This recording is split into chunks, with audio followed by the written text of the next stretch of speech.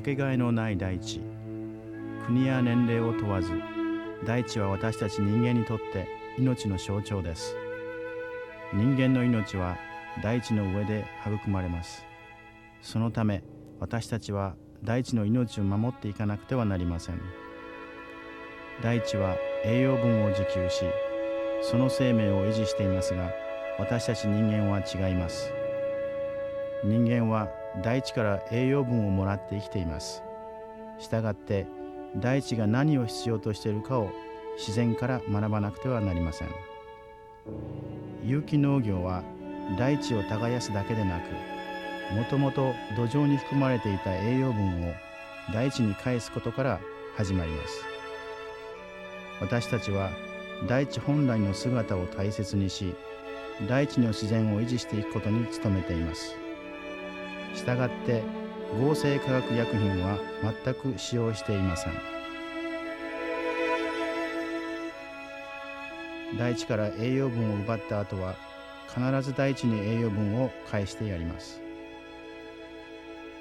有機農業では人間は大地という主人によって招待された客に過ぎないということを念頭に農業を営みます。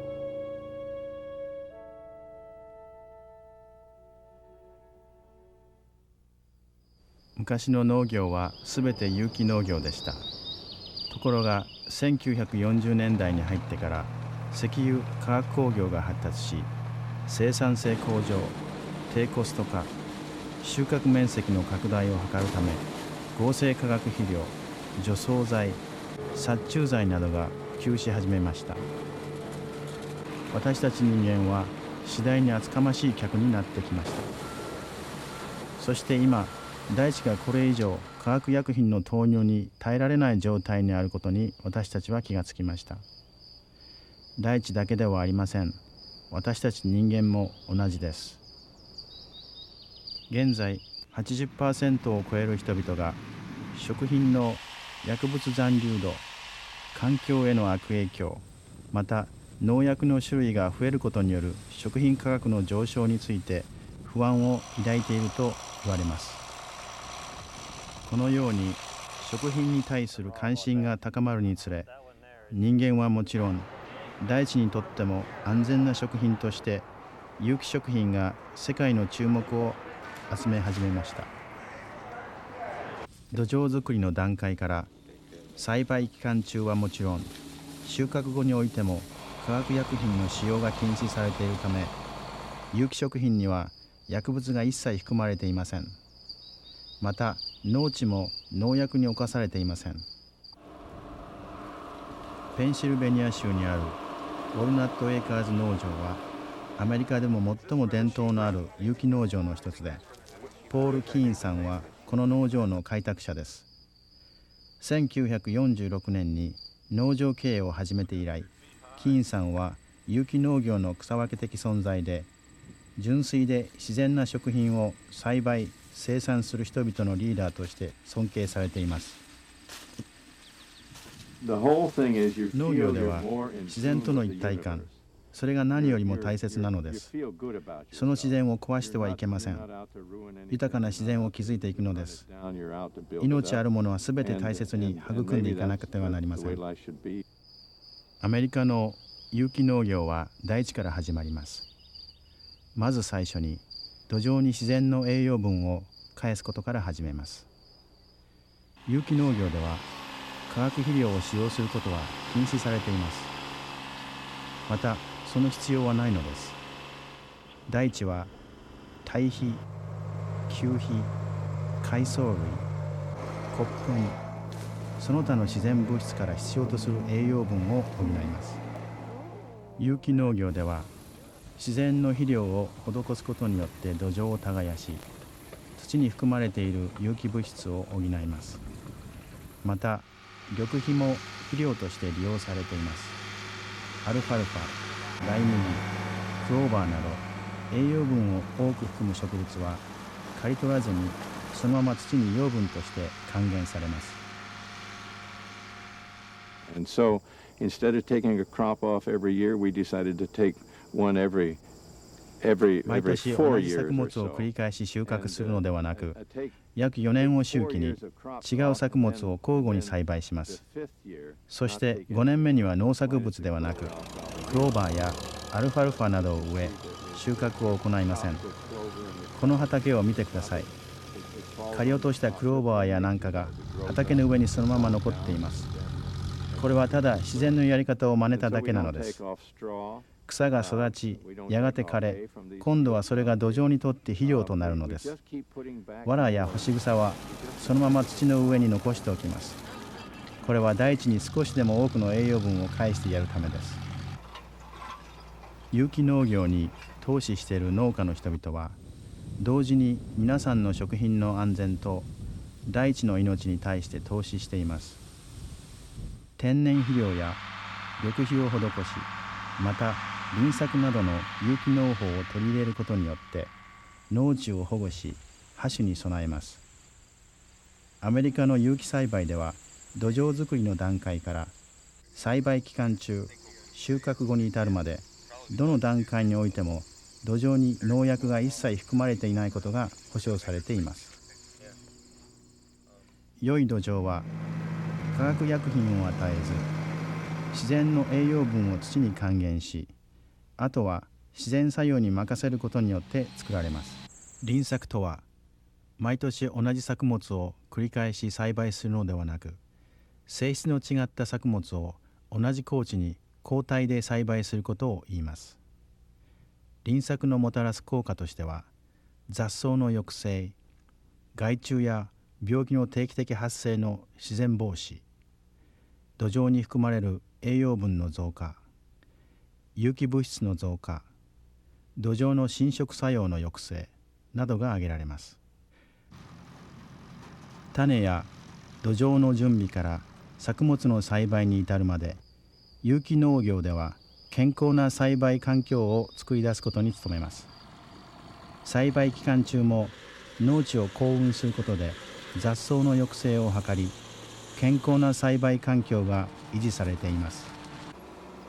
この土地は塩化炭化水素に起こされたことはありません。この農地は化学薬品とは無縁と言っていいでしょう。私たちがこの農場に来てからもう50年近くになりますが、その間農薬をまいたり化学肥料を使ったことは一度もありません。生産・加工のどの段階においても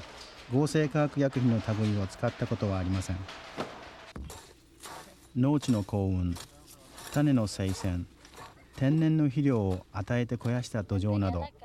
有機農業は農薬を使う従来の農業に比べてずっと多くの時間と労力を要します。しかし、そうやって築き上げられた大地との協調関係は長年続いていくことになります。害虫の抑制には、岩粉、珪藻土、ハーブ薬剤、フェロモンを使った捕虫罠など毒性のないものが使用されます。合成燻蒸剤や殺虫剤、防腐剤、殺菌剤などはすべて禁止されています。有機栽培は常に米国連邦法と有機認定基準に基づいて厳しく管理されていますが、収穫後の生産物の取り扱いもその例外ではありません。加工業者、取扱業者、製造業者、流通業者など、収穫後も自然を大切にする有機食品の生産基準が徹底して守られています。食品加工の際に排出される水も栄養分を豊富に含んでおり、土壌をより豊かにするため農地にまきます。有機食品の取り扱いには時間と手間を要しますが、有機食品にはそれだけの価値が十分あります。有機栽培農家としての認定手続きには、検査官による農地や工場の視察、品質管理、薬物残留度テスト、農地の無作為抽出調査、連邦及び州で定められた基準をすべて満たしていることなどが含まれています。有機農業に関する米国連邦法及び連邦基準は、一貫性のある農法や栽培、取り扱い、加工の各段階における品質管理の徹底、米国産有機食品の信頼性を保証してくれます。米国認定有機食品は一般消費者の健康促進に役立つ優れた食品です。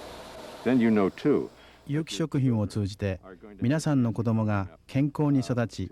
健康であることが生きていく上でいかに大切であるかに気がつきます。これを何世代か続けているうち、病気になるとか病院へ行くなどということとは全く無縁になるでしょう。つまり私たちは人間が手を加えず自然に任せておいたら自然はどうするだろうかということを考えながら農業を営んでいるのです。大地、農作物、そして人間も含めて栄養のバランスが取れているのがお分かりになるでしょう。自然に任せる、ただそれだけの単純なことなのです。健康食品に対する関心が高まるにつれて有機食品の需要も伸び始めました。この傾向を受けてアメリカ、特に中西部の有機栽培農家では有機食品の栽培に取り組んでいます。しかし最新の農業技術や農機具を利用することにより化学薬品を投入しなくても農地を肥やし、耕し、種をまくことが可能で世界市場の需要に十分応えることができます。日本の消費者は子どもたちの健康と栄養の豊かさ、食品生産が環境に及ぼす影響に特に強い関心を抱いています。アメリカでは自分たちの作った安全で健康に良い食品を世界の家庭の食卓に載せたいと願う農家が増えています。このような人々が自ら投資をして有機栽培農家としての認定を受けているのです。アメリカの有機農業は播種から収穫までの栽培期間に加え、土壌作り、